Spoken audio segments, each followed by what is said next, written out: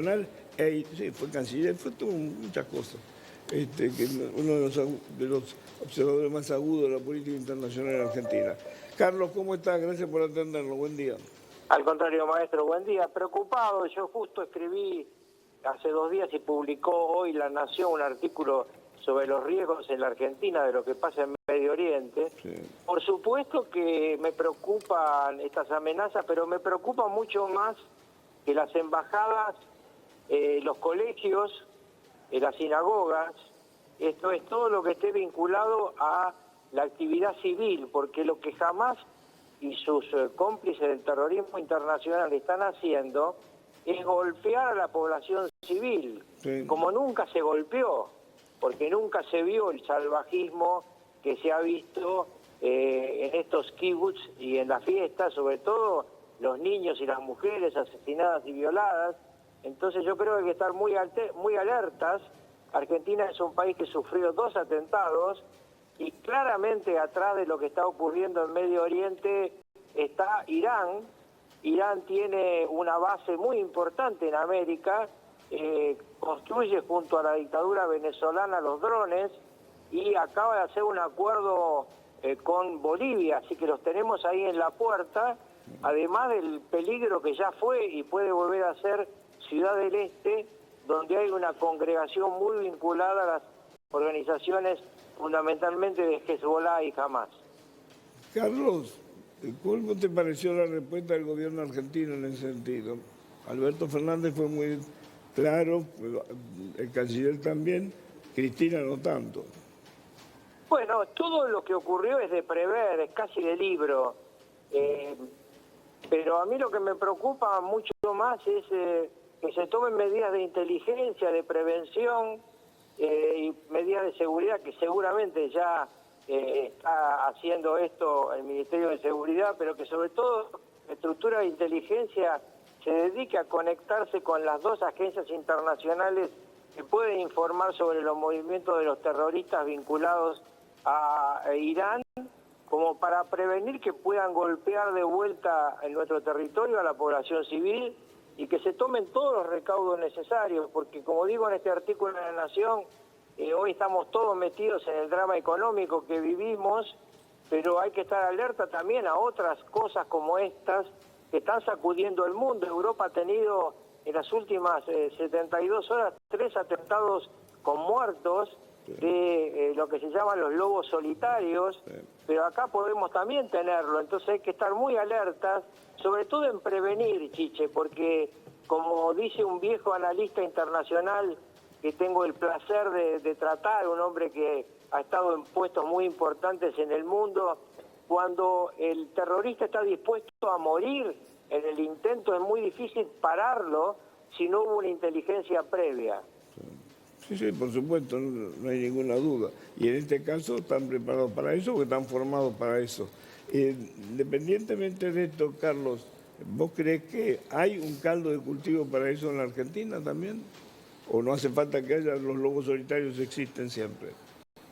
Bueno, yo creo que nuestra sociedad afortunadamente no tiene las divisiones en ese tema de otras sociedades, sí, pero gente que es alimentada por el odio puede aparecer en cualquier lugar. Los atentados que sufrió la Argentina no fueron hechos por argentinos, fueron hechos por gente de Hezbollah, por una, digamos, de dirección política de Irán. Hubo colaboración argentina, hubo mano de obra. Pero delincuencial. Yo lo que le tengo miedo ahora es que esto se ha ido cada vez complicando más y las redes de terrorismo internacional financiadas por Irán se han expandido mucho en el mundo entero. Entonces uno ve cosas de tanta crueldad que me parece importante, obviamente, que todos estemos atentos a las amenazas a las embajadas, pero temo que el día que haya un atentado, esperemos que no lo haya, no sea por ahí.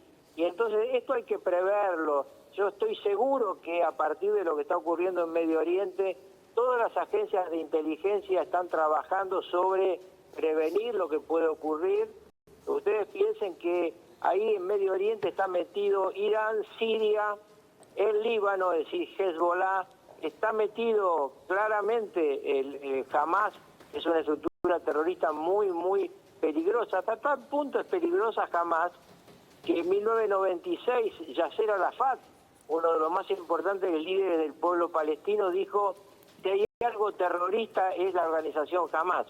Entonces ustedes fíjense esto que ha ocurrido en estos días y que sigue ocurriendo, porque vamos a tener seguramente movimientos militares en la franja de Gaza, vamos a tener movimientos militares en las alturas del Golán, movimientos militares en las fronteras norte y sur de Israel, y esto va a tener respuesta en cualquier lugar del planeta. Ya ocurrió, puede volver a ocurrir, hay que estar muy atentos. ¿Por qué crees que todavía Israel está en una actitud expectante en cuanto al tema de avanzar sobre la franja de Gaza o sobre otros objetivos? ¿Por los rehenes o porque es una decisión política? Por varias cosas. Vos conocés el lugar, yo también. Sí. Es muy difícil ingresar a la franja de Gaza sin que haya víctimas civiles importantes. No, sí, es imposible. Es un barrio, es como entrar a Villa Urquiza. Y además, jamás no los deja mover, porque jamás, digamos, usa a los palestinos como verdaderos escudos, sí, y no le preocupa la muerte de su gente. Es parte del juego diabólico en el que están metidos. Entonces, primero está evidentemente los rehenes. Segundo, que el ingreso por tierra es un ingreso muy complicado. Ahora, mi predicción, sí, es que en algún momento una parte de Gaza va a intentar Israel ocuparla para neutralizar la cercanía de futuros ataques, porque Israel ha sido muy sorprendida por un ataque terrestre.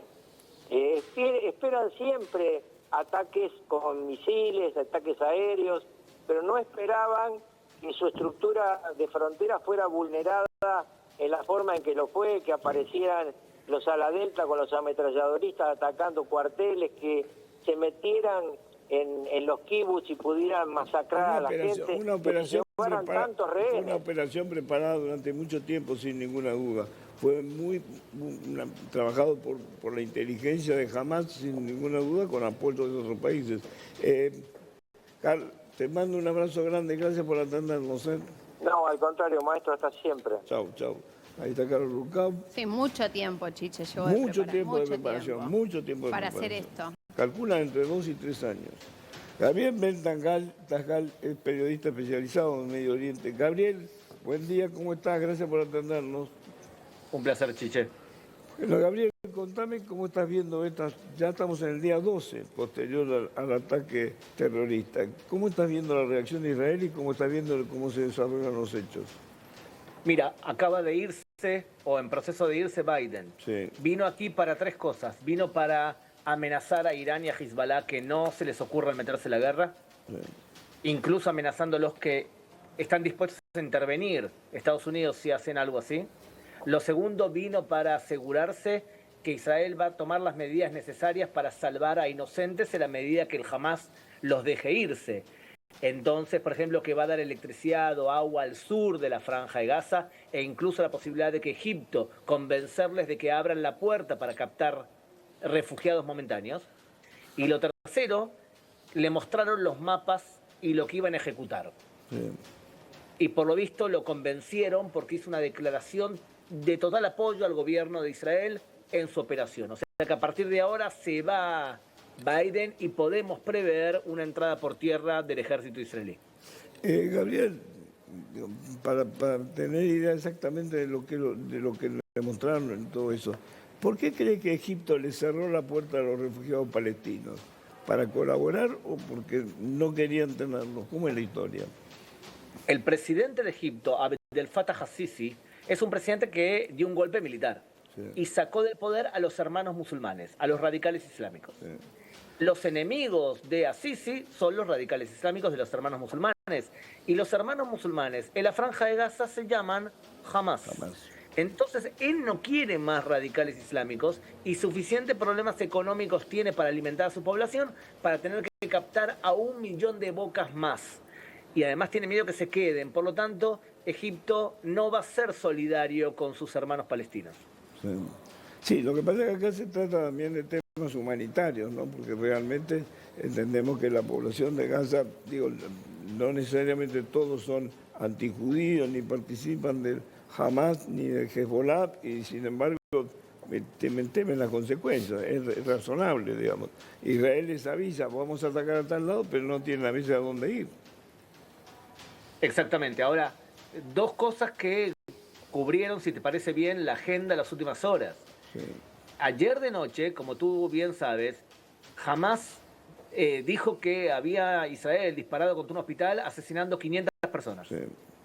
A las pocas minutos dijo que no eran 500, que eran 200. Sí. Y después el Servicio de Inteligencia de Israel y los medios de comunicación captan el disparo y se ve que se dispara desde el sur de Gaza City y que es un cohete de la Yihad Islámica. Sí. Ese cohete golpea contra el edificio y hace segundos la inteligencia israelí con un dron mostró cómo está el estado del edificio.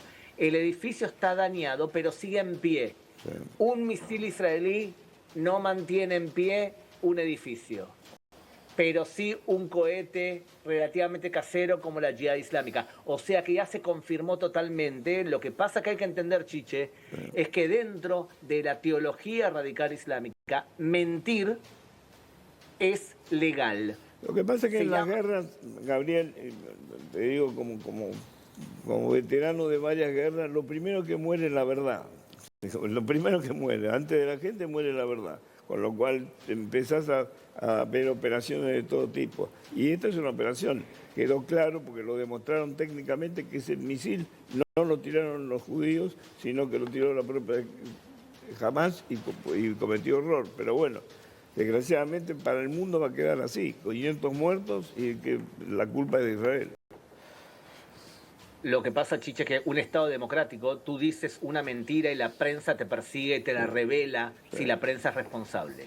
Aquí es parte de la teología mentir. Y tú no conoces a ningún periodista occidental que se meta a verificar lo que el Hamas le dice. En otras palabras, yo como periodista que trabajé en la Franja de Gaza, a veces somos borreguitos del Hamas.